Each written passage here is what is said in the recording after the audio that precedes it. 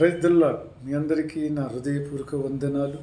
మీరందరూ సంతోషంగా ఉన్నారని మన ప్రభు అయిన మన యేసయ్య నామములో అనుదినము నూతనమైన వాగ్దానముతో డిసెంబర్ నెలంతా ఎంతో సంతోషిస్తున్నాం కదా. ప్రభు మనల్ని ప్రేమిస్తున్న ఆ కృపను బట్టి ఈరోజు నేను కూడా ఆనందంగా సంతోషంగా ఉంటున్నాం. జీవం గల తండ్రి లోకరక్షకుడిగా లోకానికి వచ్చి మనలందరినీ ప్రేమించి ఒక వెలుగుగా ఉంచున్నాడు. ఎవరిని మరుగుపరచలేదు. అందరూ ప్రపంచానికి లోకానికి వెలుగుగా జీవించమని ఆయన మనకిచ్చిన కృపను బట్టి ఈరోజు మనం ఎంతో ఆనందిస్తున్నాం, సంతోషిస్తున్నాం. సజీవ లెక్కలో దేవుని నామానికి మహిమ కలిగినట్టుగా జీవిస్తున్నాం. ప్రతి సంఘములోనూ యేసుక్రీస్తు నామాన్ని ధ్యానించుట వారుగా, ప్రపంచంలోనూ ఆయన నామాన్ని గణపరిచేవారుగా ఈరోజు మనందరము కూడా బ్రతుకుచున్నామంటే ఆ జీవం గల దేవుడు మనకు ఆయుష్ని పొరిగించి ఇంకా కొన్ని దినములు నా నామములో నేను వచ్చుచుండగా మీరందరూ కూడా సత్యమైన వాక్యమును దట్టిగట్టుకొని అనేక జనులకు అందచెప్పమన్నట్టుగా ప్రభు ఈరోజు మనతో మాట్లాడుచును కదా. ప్రభు మనల్ని ప్రేమించి ఈరోజు మనకిచ్చినట్టు వాగ్దానం మత్తయి సువార్త 5వ అధ్యాయం 14వ వచనం. మీరు లోకమునకు వెలుగై ఉన్నారు, కొండ మీద నుండు పట్టణము మరుగై ఉండదు. అవును కదా, దేవునికి స్తోత్రం. ఎప్పుడైనా కూడా ఒక కొండ పైన ఉన్నట్టు ఒక పట్టణము కింద ఉన్న వారికంతా ఎలా కనిపిస్తుందంటే అది వెలుగుగానే కనిపిస్తారు. అంతే కాబట్టి ఈరోజు దేవుడు నిన్ను వెలిగించి ఉంటుండగా ప్రపంచానికి నువ్వు వెలుగుగా కనిపించాలి. నీలో వెలుగు వెలుగుచుండగా, నీ హృదయంలో వెలుగు వెలుగుచుండగా నీలో నుంచి నీ ముఖ కాంతి వెలుగుగా ప్రపంచానికి కనిపించాలి.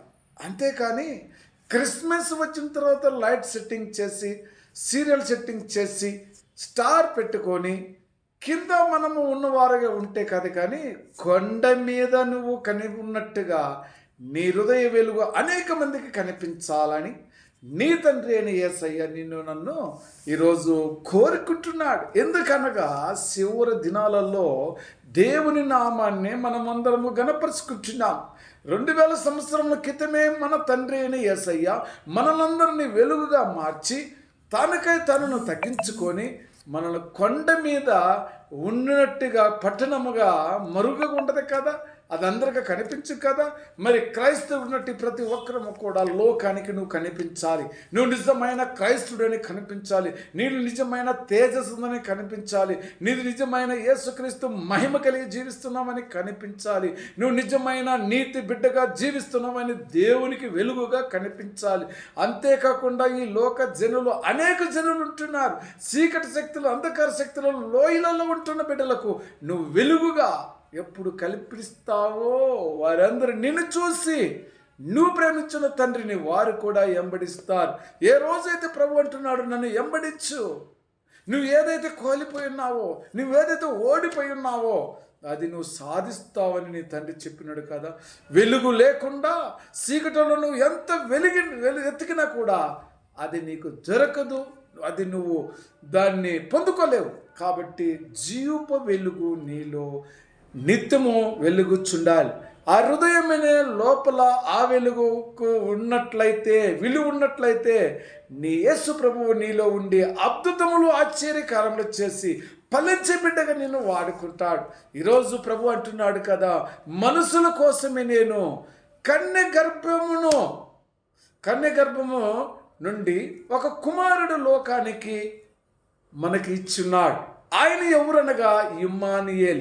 ఆయన ఎందుకు ఈ లోకానికి మనకి ఇచ్చిన్నాడంటే లోకము చీకటిగా ఉన్నది కాబట్టి లోకాన్ని వెలుగుగా మార్చాలంటే తన కుమారుణ్ణి మనుషు కుమారునిగా లోకానికి పంపించి మనుషులందరూ రక్షించటానికి, వెలుగుగా మార్చటానికి యేసుక్రీస్తే దీన పరిస్థితుల్లో వచ్చి మనలందరినీ ఎంతో వెచ్చగా కొండ మీద మీరు వెలగాలని ఆయన ఆశిస్తున్నాడు. మరి అలాంటి ఆలోచన ఏ సంఘములో అలాంటి ఆలోచన కలిగి ఉంటే ఈరోజు క్రిస్మస్ సెలబ్రేషన్ చేసుకుంటున్న ప్రతి ఒక్కరికి కూడా క్రిస్మస్ మరి అందరూ అనేక విధాలుగా మరి ఎంతో సంతోషంగా ఆనందంగా మరి క్రిస్మస్ సందర్భాలలో మీరు ఆనందిస్తున్నారా? మరి ఎలా ఆనందిస్తున్నారు? వెలుగై ఉంటేనే మీకు ఆ ఆనందం ఉంటుంది. చీకటిలో నువ్వు ఎంత క్రిస్మస్ చేసినా దేవునికి కనిపించదు. నువ్వు వెలుగై స్టార్ అయి యేసు నామానికి కనిపించాలి. జీవం గల దేవుడు మనల్ని ప్రేమించి ఈ లోకానికి వచ్చి నశించిపోతున్న ప్రతి ఒక్కరిని వెలుగుగా చేసి నిలబెట్టాలన్న దేవునికి నువ్వు కూడా అనేక మంది నశించిపోతుంటే వాళ్ళందరూ రక్షించి కాపాడి వారికి యేసుక్రీస్తు యొక్క వెలుగు నీలో నుంచి రావాలి. దేవునికి స్తోత్రం. ఆ విధంగా నువ్వు చేయటానికి సిద్ధపడినట్లయితే ప్రభు అయిన యేసయ్య ఈరోజు ప్రతి కుటుంబంలోనే నువ్వు వ్యర్థంగా దేవుని స్తుతించటం వేస్ట్, వ్యర్థంగా దేవుని వాక్యం చదవటం బెస్ట్, కానీ వెలుగు నీలో ఉండి మాట్లాడాలి.